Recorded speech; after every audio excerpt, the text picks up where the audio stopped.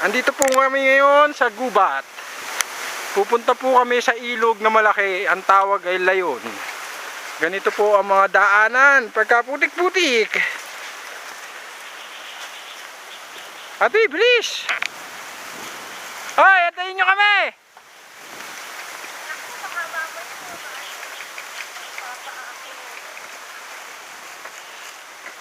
Iniwan na kami ng mga bata ang makukulit.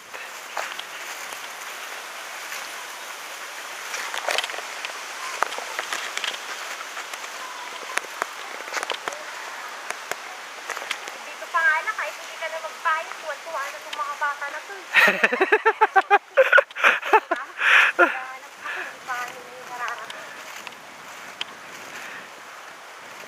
Yan yung mga batang sabik na sabik sa Layon.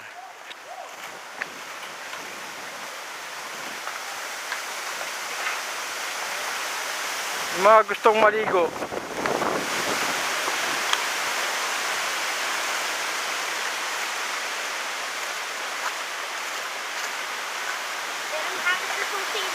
Ay, wala! Iniwan ko. Kasi ba mahulog kasi. Kaya iniwan ko na. Bibidyoan na lang kita. Ayan si ate, nasira ang tsinelas. Ginagawa niya ang tsinelas niya habang naglalakad. Hindi kasi pambundok yung tsinelas na binaon.